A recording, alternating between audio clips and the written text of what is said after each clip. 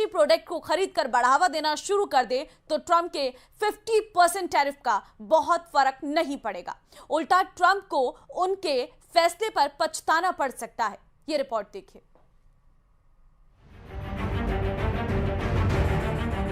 स्वदेशी ये हमारा जीवन मंत्र बनना चाहिए दोस्त। जो भी खरीदेंगे मेड इन इंडिया होगा। अमेरिका की सारी कंपनियों का बहिष्कार, एप्पल नहीं खरीदना कुछ दिन के।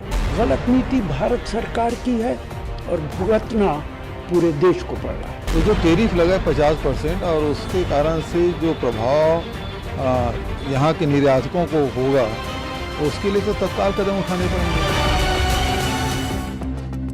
भारत पर बुधवार सुबह से 9:31 से अमेरिका का 50% टैरिफ लागू हो चुका है। आसान शब्दों में कहें तो आज से अमेरिका में बिकने वाले भारतीय सामान की कीमतें 50% बढ़ जाएंगी। यानी जो भारतीय सामान अब से पहले अमेरिका में 100 रुपए में बिक रहा था, अब उस सामान की कीमत 150 रुपए हो गई है। ये ऐसे समझिए कि अब अमेरिका का महंगा सामान भी भारतीय सामान के मुकाबले सस्ता हो जाएगा और इससे भारत के व्यापारियों को जबरदस्त नुकसान होने वाला है। चलिए आपको बता देते हैं कि अमेरिका के इस 50% वाले टैरिफ बम के बाद भारतीय सामान कितना महंगा हो जाएगा। पहले कितना टैरिफ था और अब कितना हो गया। मशीनरी पार्ट्स पर पहले टैरिफ 1.3% था, लेकिन अब टैरिफ 51.3% हो गया है। डायमंड पर पहले 0 टैरिफ था, लेकिन अब 50% हो गया है। ज्वेलरी पर पहले 5.8% टैरिफ था, लेकिन अब 55.8% हो गया है। झींगा पर पहले टैरिफ 0 था, लेकिन अब 60% लगा दिया गया है। टेक्सटाइल पर पहले 9% टैरिफ था, लेकिन अब कुल 59% हो गया है। गारमेंट पर पहले 12% टैरिफ लगता था और अब कुल टैरिफ 62% हो गया है। हालांकि भारत ने अमेरिका के खिलाफ जवाबी टैरिफ यानी कि अमेरिकी उत्पादों पर टैक्स नहीं बढ़ाया, लेकिन गणेश चतुर्थी के मौके पर ट्रंप के टैरिफ टेरर के खिलाफ स्वदेशी लड़ाई का श्री गणेश कर दिया। प्रधानमंत्री नरेंद्र मोदी ने भारतीय व्यापारियों से अपील की है कि वो दुकानों पर स्वदेशी सामान का बोर्ड लगाएं। स्वदेशी ये हमारा जीवन मंत्र बनना चाहिए दोस्तों। गर्व से स्वदेशी की तरफ चल पड़ो। और यहां जापान के द्वारा जो चीजें बन रही है ना, ये भी स्वदेशी है। मेरी स्वदेशी की व्याख्या बहुत सिंपल है। पैसा किसका लगता है उसे मुझे कोई लेना देना नहीं है। वो डॉलर है, पाउंड है, वो करेंसी काली है, गोरी है, मुझे कोई लेना देना नहीं है। लेकिन जो प्रोडक्शन है उसमें पसीना मेरे देशवासियों का होगा। एक तरफ खबर यह भी है कि ट्रंप मोदी को मनाने की लगातार कोशिशें कर रहे हैं। जर्मनी के अखबार का दावा है कि ट्रंप ने मोदी को 4 बार फोन किया, लेकिन मोदी ने ट्रंप का फोन रिसीव नहीं किया। इधर ट्रंप ने एक बार फिर भारत पाकिस्तान में समझौता करवाने की बात दोहराई। अमेरिकी राष्ट्रपति ने कहा उन्होंने पाकिस्तान से व्यापार बंद करने की धमकी दी थी, जिसके बाद दोनों देशों के बीच युद्ध रुका। I'm talking to a very terrific man, Modi of India. And I say, what's going on with you in Pakistan? Then I'm talking to Pakistan on trade. I said, what's going on with you in India? And the hatred was tremendous. Now, this has been going on for a hell of a long time, like sometimes with different names for hundreds of years. But I said, what's going on? I said, I don't want to make a trade deal. No, we want to make a trade deal. And that was very important to them. I said, call me back tomorrow, but we're not going to do any deals with you, or we're going to put tariffs on you that are so high. You were there, Howard, right? Yep. You're going to put tariffs on you that was so high, I don't give a damn. Your head's going to spin. You're not going to end up in a war. Trump के tariff terror को बेअसर करने के लिए PM Modi ने vocal for local का मंत्र दिया। अगर हर भारतवासी स्वदेशी प्रोडक्ट को खरीदकर बढ़ावा देना शुरू कर दे तो ट्रंप के 50% टैरिफ का बहुत फर्क नहीं पड़ेगा। उल्टे ट्रंप को उनके फैसले पर पछताना पड़ सकता है। तो हर बात में अपना देश आत्मनिर्भर होना चाहिए, अपने घर से शुरू करना। जब ये स्वदेशी की बात करते हैं तो लगता है कि विदेशों से संबंध नहीं रहेंगे व्यापार, ऐसा नहीं है। आत्मनिर्भर होना यानी बाकी लोगों को बंद करना नहीं है, आत्मनिर्भर होना है।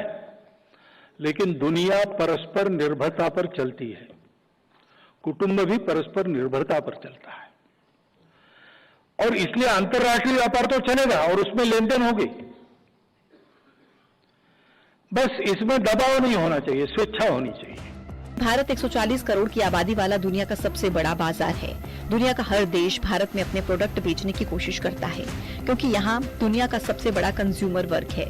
अगर सभी भारतीय अमेरिकी सामानों का बहिष्कार करना शुरू कर दें, तो अमेरिका की तमाम कंपनियों को भारी नुकसान झेलना पड़ सकता है।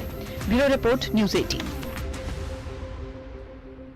अमेरिका द्वारा भारत पर लगाए टैरिफ का असर वस्त्र नगरी भीलवाड़ा में देखने को मिलेगा। टेक्सटाइल उद्योगपतियों के मुताबिक इस टैरिफ वॉर से करीब 15 से 20% तक व्यापार पर पड़ेगा असर, लेकिन उन्हें उम्मीद है कि सरकार उन्हें कोई ना कोई अच्छा पैकेज देकर राहत देगी, जिससे कि इस गंभीर स्थिति में वो अपना उद्योग सुचारू रूप से चला सके।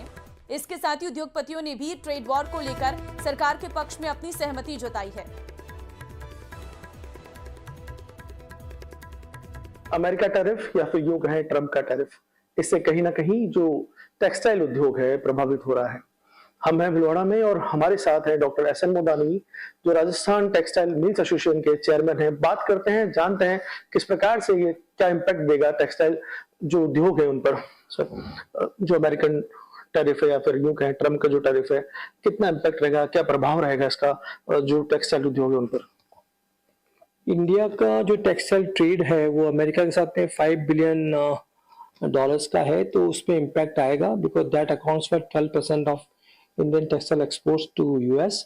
और बट स्लोली बिकॉज जैसे भी टाइम निकलेगा, because Indian economy has a strong base as on date, because when we go for this $160 billion is Indian textiles trade, in which we hope, हमारा लगता है कि 6% की ग्रोथ होगी, तो कम से कम $10 बिलियन का एक्स्ट्रा रेवेन्यू एक साल में जो बढ़ेगा, तो जो $5 बिलियन का जो लॉस होगा, तो मेरा मानना है कि 5 to 6 मंथ्स में इंडियन टेक्सटाइल इंडस्ट्री थोड़ा सा रिक्यूप कर पाएगी। मेरा मानना है इम्पैक्ट आएगा, बट इस इम्पैक्ट को डोमेस्टिक इकोनॉमी के साथ हम लोग कुछ लेवल तक उसको हम मिटिगेट कर पाएंगे। कई उद्योग भी बंद हुए हैं, अभी हाल फिलहाल सूचनाएं सामने आ रही है, न्यूज सामने आ रही है, उसको कैसे आप देखते हैं और आने वाले समय में कैसे उद्योग जो है टेक्सटाइल उद्योग हैं इस टैरिफ को लेकर सर्वाइव कर पाएंगे?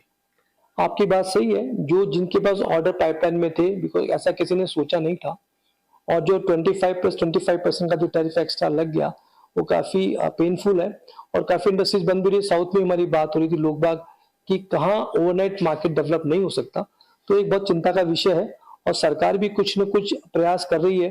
जैसे सरकार ने आज से 5-6 महीने पहले यूके के साथ FTA किया, यूरोपियन यूनियन से तो बात चल रही है, और तो कुछ सरकार करे कि जहाँ पे हम लोगों को थोड़ा इजी एक्सेस मिल जाए, तो सरकार भी प्रयासरत है, और हमारा मानना है कोई भी समस्या होती है उसका समाधान होता है, समय लग सकता है। जर्नलिस्ट संतोष सनाटी के साथ राहुल कौशिक, न्यूज़ 18 भीलवाड़ा। बिहार में विधानसभा चुनाव नजदीक है और इसी बीच सुरक्षा एजेंसियों को बड़ी जानकारी हाथ लगी है। पुलिस मुख्यालय ने राज्य भर में कई अलर्ट जारी किए हैं। सूत्रों के मुताबिक पाकिस्तान के आतंकी संगठन जैश-ए-मोहम्मद से जुड़े 3 आतंकी नेपाल के रास्ते बिहार में दाखिल हुए हैं। इनमें हसनैन अली रावलपिंडी से, आदिल हुसैन उमरकोट और मोहम्मद उस्मान बहावलपुर शामिल है। बताया जा रहा है कि तीनों अगस्त के दूसरे हफ्ते में काठमांडू पहुंचे और फिर पिछले हफ्ते बिहार में दाखिल हुए। इनकी गतिविधियों को लेकर खुफिया एजेंसियों को गहरी आशंका है। तो देखिए, नेपाल के रास्ते बिहार में घुसे हैं ये 3 आतंकी। सूत्रों के हवाले से ये खबर आ रही है कि बिहार में 3 आतंकी घुसे हैं। जैश-ए-मोहम्मद से जुड़े ये तीनों आतंकी हैं, जिनकी हम तस्वीरें भी आपको दिखा रहे हैं, जिसमें एक हसन अली है, दूसरे का नाम भी बताया जा रहा है कि आदिल हुसैन है, और मोहम्मद उस्मान। ये 3 जो आतंकी हैं, बताया जा रहा है कि बिहार में घुसे हैं। बिहार पुलिस मुख्यालय ने अलर्ट भी जारी कर दिया है। बिहार में विधानसभा चुनाव नजदीक है। चुनावी समर बिहार में देखने को मिल रहा है। ताबड़तोड़ रैलियां हो रही हैं और चुनावी कैंपेन के लिए बड़े बड़े वीवीआईपी बिहार में पहुंच रहे हैं। और इस बीच ये बड़ी खबर है कि 3 आतंकी बिहार में घुसे हैं। चलिए अब बात जम्मू की कर लेते हैं, क्योंकि जम्मू की तवी नदी ने ऐसा कहर बरपाया कि सैकड़ों लोग बेघर हो गए हैं। घर, गाड़ियां, रोजमर्रा का सामान पानी में बह गया है। तवी नदी का पानी उतर चुका है, लेकिन वहां बर्बादी का मंजर दिखने लगा है। लेकिन सबसे बड़ी हैरानी की बात तो यह है कि 2 दिन बीत जाने के बाद भी प्रशासन का कोई जिम्मेदार अधिकारी वहां नहीं पहुंचा है। लोगों का कहना है कि उन्हें बाढ़ की चेतावनी भी पहले से नहीं दी गई थी। मजबूरी में लोग दूसरों से मांग कर खाना खा रहे हैं। हालात इतने खराब है कि बच्चे भूख से बिलख रहे हैं। लोग कह रहे हैं कि प्रशासन ने उन्हें मरने के लिए छोड़ दिया है।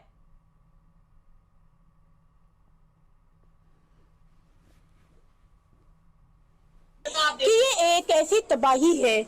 मैं यहाँ पर बैठी हूँ, अब समझिए कि 8 फुट का ये गेट है।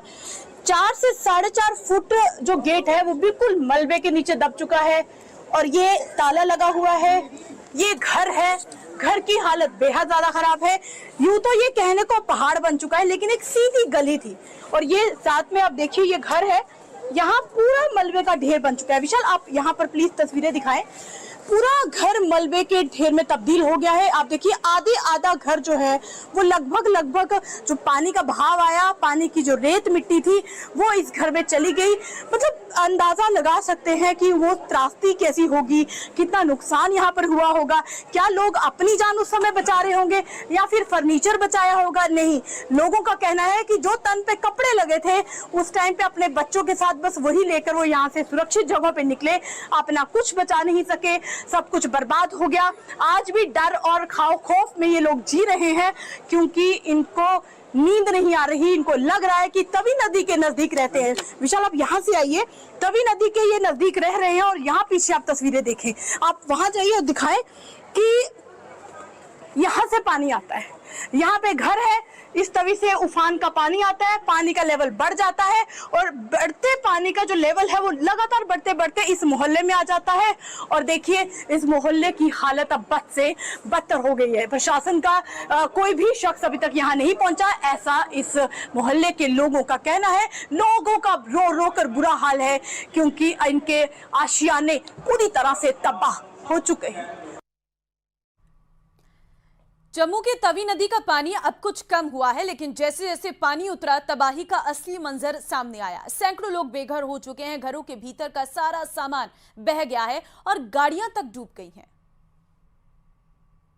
बारिश थम चुकी है, लेकिन बारिश थमने के बाद ही बहुत सी ऐसी तस्वीरें सामने आई हैं जिसमें कितना नुकसान हुआ है, कितनी बर्बादी हुई है, ये हम आपको दिखाएंगे। तवी के नजदीक रहने वाले लोगों का नुकसान देखिए किस तरीके से हुआ है। यहाँ पर गाड़ी पूरी तरीके से जो पानी आया था उसके बीच में पहले डूब गई। जब पानी का लेवल कम हुआ तो धीरे धीरे जब गाड़ी बाहर आई तो गाड़ी का कुछ भी नहीं बचा। यहाँ के स्थानीय लोगों का आरोप है कि पिछले कई घंटों से, चूंकि आज 1.5 दिन हो गया है तो 2 दिन होने वाले हैं और कोई भी यहाँ पर पूछने के लिए नहीं आया है।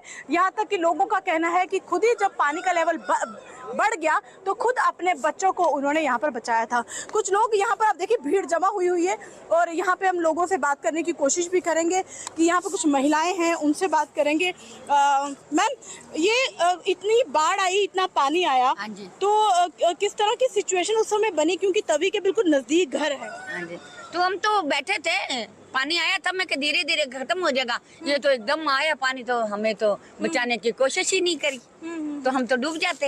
ये तो शुक्र है माता रानी का कि रात को नहीं आया पानी, अगर रात को पानी आता तो हम तो बह गए थे। तो फिर कैसे आपने यहाँ से निकाला, कैसे खुद को? पानी तो चारों तरफ तवी का आ गया, आ गया था ना पानी, तो लड़कों ने मदद की हमारी, बच्चों ने कबाड़ का दर्द, पीछे से रास्ता है उधर से निकल के गए थे। SDRF की टीम आई यहाँ पे? नहीं आई। दिखाने की हम जरूर कोशिश करेंगे। ये घर है और अभी ये घर कचरे का ढेर बन चुका है, क्योंकि जितना तवी और पहाड़ों का पानी जो आया वो सारा पानी यहाँ पर आकर, ये बड़ा पुल है, आप देखिए इतना बड़ा ये ब्रिज है, ये हाईवे है मतलब यहाँ पे, और आप समझिए कि इस ब्रिज से भी लोग अब देख रहे हैं कि कितनी तबाही हुई है, कितना नुकसान हुआ है। इतने बड़े ब्रिज के साथ नीचे ये लोग तवी के किनारे रहते थे। जितने पानी का उफान आया वो सारा पानी आकर उसका मलबा, उसका कूड़ा सब यहाँ पर फंस गया। अब लोग यहाँ पर बदबू और कूड़ेदान में कूड़े में मतलब रहने के लिए मजबूर हो चुके हैं, क्योंकि इनका आरोप है कि अभी तक प्रशासन का कोई भी अधिकारी यहाँ पर मौजूद नहीं है। देखिए पानी का लेवल जो था, मैं आपको दिखाने की कोशिश करूंगी, ये छत तक पानी का लेवल चला गया था। अब देखिए ये जो बालकनी दिख रही है, कल जब हमने यहाँ पर तस्वीरें कुछ खींची थी तो वो यहाँ तक लेवल था, मतलब ये वाला जो फ्लोर था। आरोप लगाया है। पूरा मामला क्या है इस रिपोर्ट के जरिए समझिए।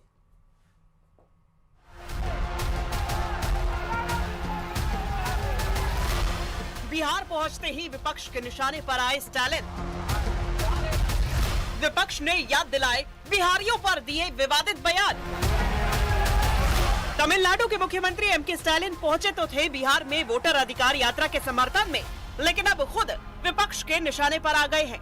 उनकी बिहार यात्रा को लेकर बीजेपी और एलजेपी ने उन पर तीखा हमला बोलते हुए बिहारियों पर दिए उनके विवादित बयान याद दिला दिए। बीजेपी और एलजेपी का आरोप है कि स्टालिन की पार्टी डीएमके ने बिहारियों को मच्छर और टॉयलेट क्लीनर जैसे अपमानजनक शब्द कहे, जो बिहार के स्वाभिमान पर हमला है। दुर्भाग्यपूर्ण है कि उन्होंने बिहारियों को इस तरह से मच्छरों से कंपेयर किया। ये तुलना सरासर गलत है। तो आज क्या जरूरत पड़ गई है कि वो बिहार आकर के अब अपने गठबंधन के लिए यहाँ आकर के वोट मांगे? ये जवाब उनको भी पहले देना चाहिए कि जिस तरह की टिप्पणी उन्होंने पहले की थी, क्या उसके लिए आकर के राहुल गांधी और उनके नेता स्टालिन माफी मांगेंगे? उसके बाद ही यहाँ की जनता से वोट की अपील करने के लिए वो फिर काबिल माने जाएंगे। तमिलनाडु के मुख्यमंत्री स्टालिन आए हैं। ये लोकतंत्र के लिए खतरा है और बिहार के लिए भी खतरा है। इसलिए कितना भी बाहरी लोग आए, क्योंकि घुसपैठिए तो आते हैं और जाते हैं, घुसपैठिए चले जाएंगे। बिहार यहीं रहेगा और बिहारियों के हाथ में ही रहेगा। बीजेपी ने स्टालिन की बिहार यात्रा पर कांग्रेस और आरजेडी को घेर लिया है। बीजेपी नेता प्रदीप भंडारी ने सोशल मीडिया साइट एक्स पर पोस्ट किया और कहा कि राहुल गांधी और तेजस्वी उन लोगों को बिहार बुलाकर प्रचार करवा रहे हैं जिन्होंने पहले बिहार के लोगों को अपशब्द कहे थे। भंडारी ने रेवंत रेड्डी, प्रियंका गांधी और एमके स्टालिन के पुराने बयान गिनाते हुए कहा कि कांग्रेस और आरजेडी की सोच हमेशा से बिहार के मेहनत कशों को अपमानित करने वाली रही है। उन्होंने कहा कि 2025 में जनता इसका करारा जवाब देगी। Mr. Stalin visiting, the Chief Minister Mr. Stalin visiting Bihar, it's laughable. I dare Mr. Stalin, the Chief Minister of Tamil Nadu. Your DMK people have been abusing the Biharis, the Bihar people as illiterates, as panipuri sellers, as toilet cleaners in Tamil Nadu. I challenge you, Mr. MK Stalin. If you have the guts, you go and tell Bihar people today that you people are toilet cleaners in Tamil Nadu. चुनाव से ठीक पहले Stalin की बिहार यात्रा ने BJP गठबंधन को बैठे बिठाए मौका दे दिया है। अगर स्टालिन पर निशाना ठीक बैठ गया तो ये कांग्रेस आरजेडी गठबंधन के लिए सेल्फ गोल साबित हो सकता है।